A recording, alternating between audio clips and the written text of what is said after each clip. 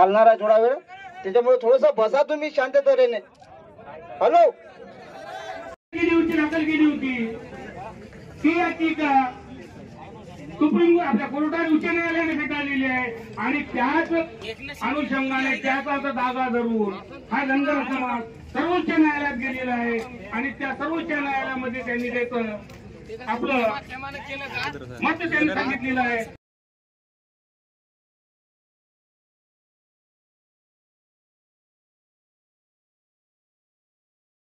जी भूमिका माहित नसते त्यामुळे होईल कसं की घेणं नाही ना देणं नाही. त्या मणिपूर सारखं मैथिली समाज आणि त्या कुकी समाजामध्ये जो वाद झाला तशा प्रकारचा वाद पेटवण्याचं काम काही लोक करण्याचा प्रयत्न करत आहे.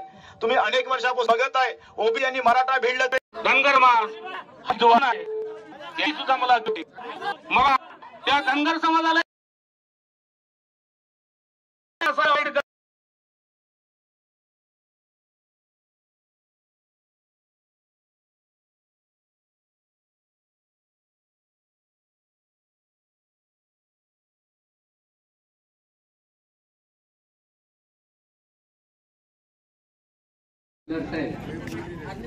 हे महाराष्ट्र शासनाचे प्रतिनिधी म्हणून इथे उपस्थित झालेले आहेत.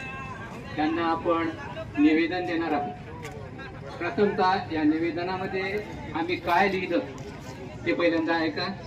माननीय श्री एकनाथजी शिंदे साहेब, मुख्यमंत्री, मंत्रालय, महाराष्ट्र राज्य, मुंबई मार्फत तहसीलदार.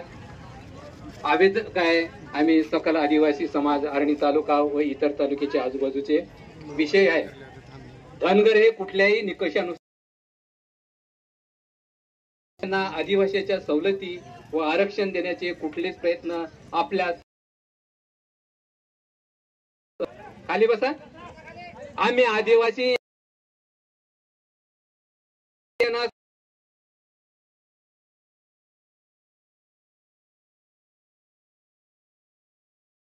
सर्व हुतात्म्यांना, क्रांतीवीरांना प्रथमतः मी वंदन करतोय. उपस्थित सर्व आलेल्या माझ्या बांधवांना मी वंदन करतो, शुभेच्छा देतो. खऱ्या अर्थाने एवढ्या मोठ्या प्रमाणावर आपण या ठिकाणी आलात. एक समाजाची भूमिका मांडण्यासाठी सर्व समुदायाचे लोक या ठिकाणी येऊन शासनाला धारेवर धरण्याचं आपण काम केलं, त्याबद्दल मी सर्वतः प्रथमतः तुमचं खूप खूप अभिनंदन करतोय.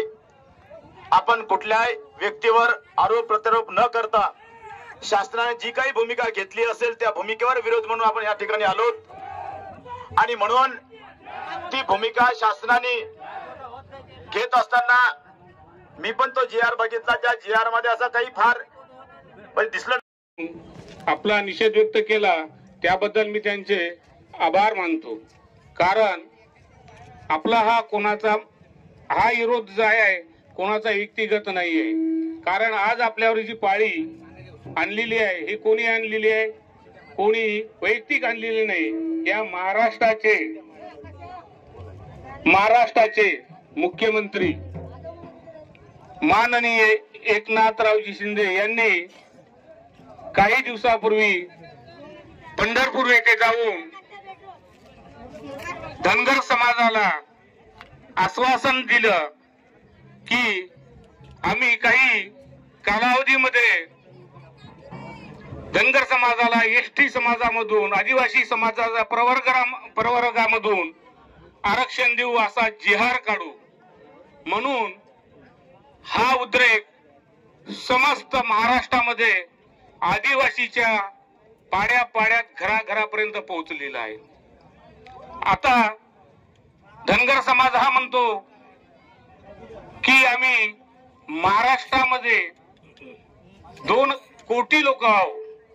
आता मला प्रश्न पडला की 2011ला जनगणना झाली होती आणि त्याचे आकडे वेगळे आहे आणि त्यानंतर जनगणना झाली नव्हती. त्यानंतर जनगणना झाली ते जनावरांची झाली होती आणि धनगर समाज आम्हाला दिशाभूल करून काय जनावरांची जनगणना सांगते का 2 कोटी आहे म्हणून? जर धनगराची 2 कोटी लोकसंख्या असेल तर बाकी समाज महाराष्ट्रातली किती लोकसंख्या आहे याचा थोडा त्यांनी विचार करावा. आणि एकनाथराव शिंदे यांनी त्यांना जाहीर आवाहन केलं. म्हणून सर्वप्रथम मी सकल आदिवासी समाजातर्फे या नालायक, आळाणी, मूर्ख मुख्यमंत्र्याचा आदिवासी समाजातर्फे जाहीर निषेध करतो, जाहीर निषेध करतो, जाहीर निषेध करतो. मित्र हो, धनगर समाजाने